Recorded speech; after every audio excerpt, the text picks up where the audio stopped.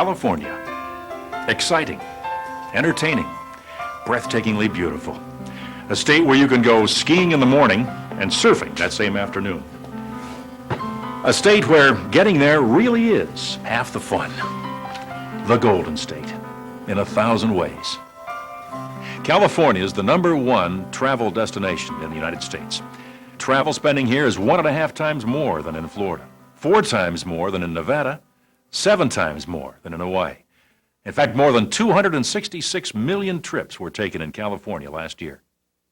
The travel industry is a critical part of the California economy, contributing $53 billion to the state economy, employing 668,000 Californians, and adding $3 billion in state and local taxes. And this doesn't even begin to account for the secondary income that finds its way into the wallets and purses of virtually every Californian. But in spite of our past success as a travel destination, California is losing travel and tourism to other states and destinations and must promote itself more aggressively or risk further losses of travel spending, jobs, and tax revenue. Ironically, California, the state which led the world into the instant information age, has become a victim of its own success. The world has seen firsthand the tragedies that have beset the Golden State, from earthquakes to civil disturbances. And many people around the entire world have come to believe that California is a place they no longer can visit safely. And this perception has cost California's travel industry a great deal. Between 1989 and 1993 alone, California's share of domestic leisure travel actually declined 17%. And that translates to $3.7 billion and 186,000 jobs lost over the past 4 years, and an annual loss of $140 million in state tax revenue. Now, what is happening to California is very similar to what happened to the American automobile industry in the 60s and 70s and to our consumer electronics industry in the 70s and 80s. We presumed that California was such an attractive destination that we would continue to attract a growing number of visitors without much effort. Well, just as Ford and Chrysler, GM, RCA, and IBM suffered from increased competition, so has California. In fact, today, California faces increased competition from other travel destinations. Several other states have begun major advertising campaigns to attract tourism, and they've been very successful.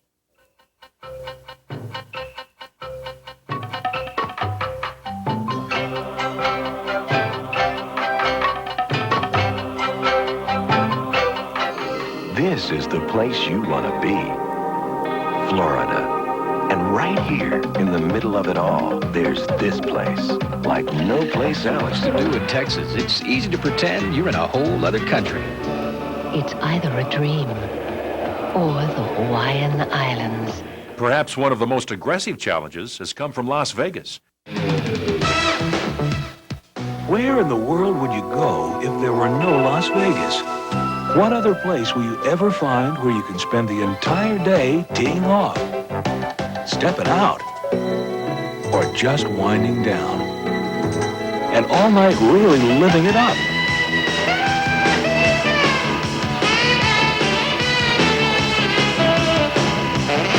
Only in Las Vegas. The Convention and Visitors Bureau of the City of Las Vegas now has an annual budget of $75 million.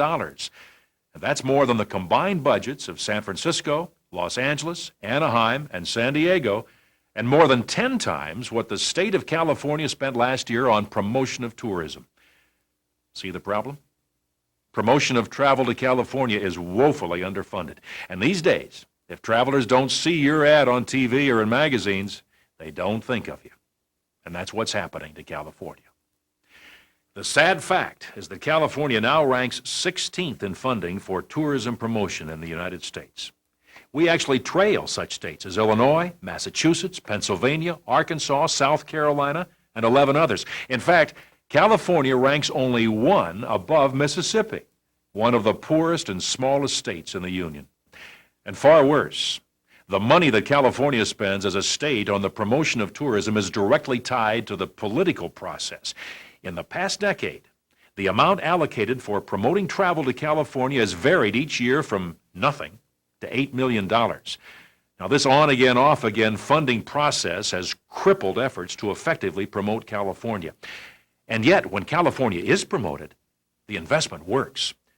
A recent study by San Francisco State University documented that for every tax dollar spent providing tourism information to travelers considering visiting California, more than $2 in additional state taxes are created.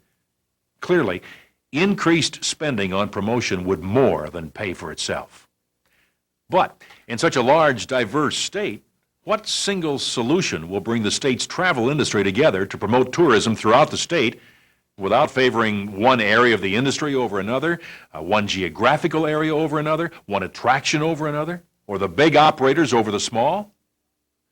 Well, the answer lies not in help from the outside, but from within your own industry. And currently under consideration by the state legislature is the California Tourism Marketing Act, an innovative non-tax solution aimed at beginning the process of raising adequate funds to promote California effectively and competitively.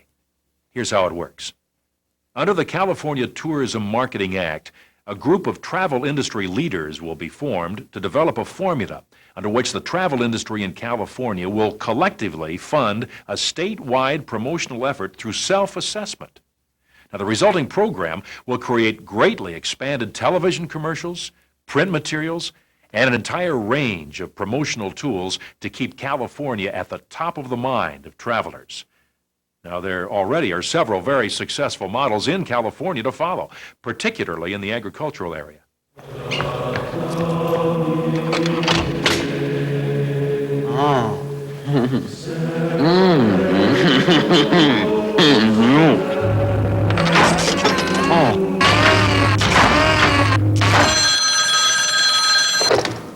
Hello, for $10,000, who should...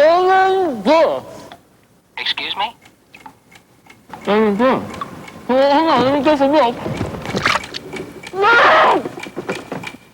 afraid your time is almost up. I'm sorry, maybe next time. Well, your test results are in. Interesting. Your cholesterol is 22% lower than we thought. No wonder the American Heart Association guidelines allow up to 4 eggs a week.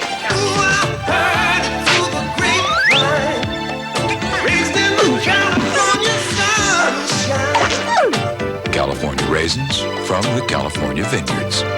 Don't you know I heard it through the grapevine? Sounds great, doesn't it? There have also been very successful promotions for beef and cotton nationally. Touch the feel of cotton, the fabric of our lives. There's a great corned beef sandwich at 7th and 55th. And in Chicago, a porterhouse steak, the perfect medium rare. At the end of each day, all over the country, nothing satisfies so many people in so many ways. Beef, it's what's for dinner. A California Tourism Marketing Commission would work essentially the same way. However, this new organization would be under the direction of travel industry professionals elected by the travel industry. Now, should the California Tourism Marketing Act pass this year, it will only authorize a referendum among businesses that benefit from tourism in California. And only if a majority of those businesses want this self-assessing commission to happen will it be established. I'm sure that many of you are wondering what such an assessment would cost, how that figure would be raised, who might be assessed. Well, all these points would be decided by an industry committee and then put to industry-wide vote, and no assessment would occur unless a majority voted for it. Now, as a probable goal, $25 million raised by the travel industry, combined with the $7.5 million, which the state already contributes, would put California at the front of the pack in promotion dollars spent annually. Now, to raise $25 million, California travel businesses would be asked to contribute about $300 per $1 million of gross annual income, which means a business grossing $1 million would pay $300. Companies with less than $1 million of gross income would pay proportionately less. All businesses that benefit from expanded tourism in California would likely share in the cost of the program, so no one would carry an unequal or unfair burden. Now, how this happens, like everything else connected with this commission, will be decided by travel industry leaders, each of whom would have an interest in keeping their assessment just as low as yours. And best of all, this is not a tax. This assessment, when raised, will be controlled by an organization that you will set up, an organization made up of representatives of your industry. And the law specifically prevents the money from ever being used for anything other than statewide tourism marketing and promotion. Now, we spoke recently with several small business owners in the travel industry to see what their response is to this new initiative, and it's been very positive. This bill will really allow us to control our own destiny because in the past it's been a political issue, and depending on what administration was in there would affect what sort of funding came along to help promote California tourism. This will make it self-directed by the industry, and therefore this will be a great thing for California. Sure, it's going to help the big boys, but at the same time, it's going to help businesses our size and smaller. It's going to promote tourism in the state of California, which we really need to do. Right now, the state is giving us $7.5 million a year to promote tourism. That's about a quarter of what we need. We need more like 28 or 30 million, and until we get that, we're not going to be a number one player. We do need one central marketing group which brings all the monies together to get the biggest bang for the buck to make it much more effective. We can't afford not to do it, let's put it that way. Because we are in rural communities and they're really a compilation of a number of small businesses, we don't have the economic capability to really be players on a national and international basis. So we're very enthused about the opportunity to come together with all of our other tourism partners and try to make an impact on a larger scale than we can afford to individually. Individually, inns typically do not have the capital to advertise either nationally or internationally, and so by being a part of the big picture, they will reap the benefits of receiving the tourists that will be brought into the state, that will venture out into the rural areas. It's a co-op plan. We're all partners, and today we find that this is the only way to go. I think it's critical for the industry to have some input on how this program is managed, and I think the self-assessment feature is the thing that's going to make it really palatable to most of the people in our business.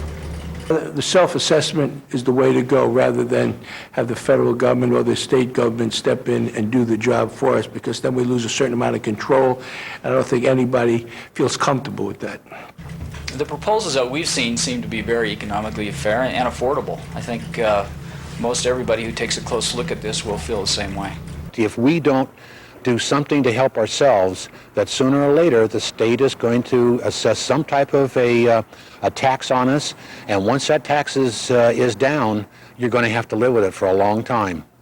We already have the basis of an exciting product, which is California, and tourism will probably be the largest industry on this planet in the next decade, and all we need is the marketing dollars to remind them to come to California. I think we'll all prosper, all segments of the industry. I think it's a great idea. The California Tourism Marketing Act really is the last best hope to effectively stop losses in tourism and to resurrect California's preeminence as a travel destination. It'll give California's travel industry the opportunity to shape its destiny, to create a brighter tomorrow. No longer will the state's promotional objectives be the victim of political whim. With the California Tourism Marketing Act, we can have the kind of competitive statewide marketing program that stimulates visitor interest and once again puts our golden state at the very forefront of the world travel and tourism marketplace. Please join the following organizations in supporting the California Tourism Marketing Act. And if you have any questions about any aspect of the Marketing Act, you can get answers to them by calling CalTIA at area code 916-443-3703. Thank you.